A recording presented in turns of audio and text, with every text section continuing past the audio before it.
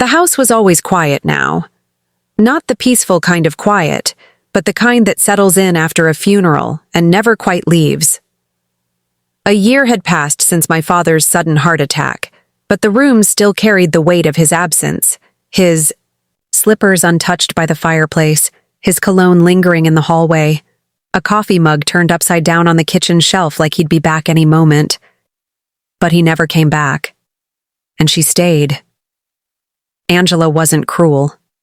She never raised her voice, never stepped into my space unless she had to, never tried to be more than what she was, my stepmother. She came into our lives when I was 17, 3 years after my mother died. My father adored her, but I never did. I watched her float through our home like someone visiting a museum, touching nothing too long, always careful, always foreign. After my father passed, we were left alone in a house that didn't feel like it belonged to either of us. She kept it clean, quiet, safe, and cold. It was as if she was trying not to disturb the air he once breathed. Our conversations were minimal. I'd pass her in the hallway and nod. She'd nod back, her lips pressed tight like she wanted to say something, but didn't know how. Meals were taken separately. She cooked sometimes, always things my father loved, never the food I grew up with. I couldn't tell if she was trying to remember him or forget me. I started staying out late, crashing at friends' places, doing anything to avoid the soft sound of her slippers on the hardwood floor. When I did come home, she'd leave a light on in the kitchen. Never a note. Just a light, like a silent peace offering I refused to accept. There were photos in the living room. My father with his arm around her at their wedding, smiling like a man reborn. Her eyes always looked a little uncertain in those pictures, like she knew he still loved someone else. And next to them, photos of my mom, tucked just slightly to the side, like they were trying not to look at each other. I wondered what Angela felt when she passed those frames every day. I wondered if she felt like a placeholder or something worse. Sometimes I caught her standing by the back window, staring into the garden he built with his hands. Her face looked different then, not soft or composed, raw, like something inside her was unspooling in silence. I never interrupted. I didn't know how. We shared a house, shared memories of a man we both loved in different ways, but it felt like we were actors in a play with no dialogue, just movements, just glances, just the spaces between footsteps. I thought I resented her. Maybe I did. Maybe I just resented the fact that she wasn't my mother. Maybe I hated that she wasn't trying to be. The storm rolled in without warning, thick black clouds swallowing the sky by late afternoon. The kind of storm that doesn't bother with drizzle, just opens the heavens and floods everything in minutes. I had just gotten home when the first thunderclap cracked the silence. Rain beat against the windows like fists. The power went out soon after, first a flicker, then darkness. The sudden hum of silence felt louder than the storm. I wandered through the dim hallway lit only by the gray-blue glow of the sky. Angela had already lit a few candles, small pools of gold trembling against the walls.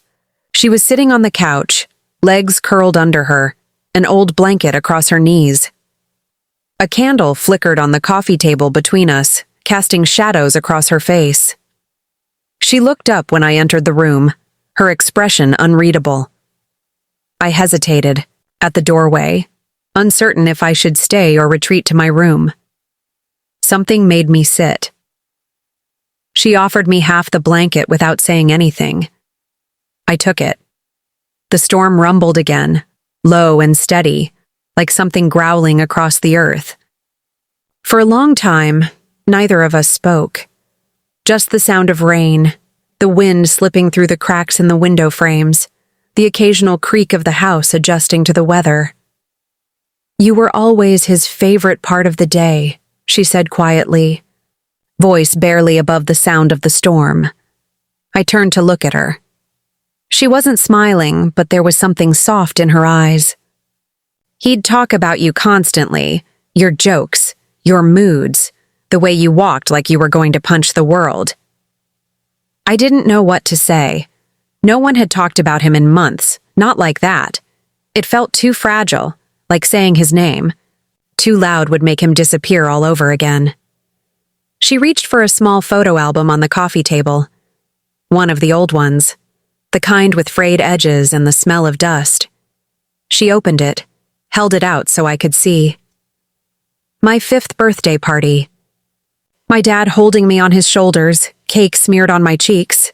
My mom laughing just out of frame. Angela's hand brushed the corner of the photo. He loved this one, said it was the first time he saw how much you looked like her. I looked closer, and for the first time, I noticed how careful her fingers were. How gently she touched the memories that weren't hers. She wasn't trying to own them. She was just holding them. The way someone might hold someone else's grief when their own hands were full. The candle between us was melting fast, wax dripping like time. The power didn't come back. The rain didn't stop. But we kept talking. About my dad's awful singing voice, her fear of driving in the snow, the garden, the silence. Every story peeled something back, not just between us, but inside me. The eye. Storm had passed by dawn, leaving behind a soaked stillness.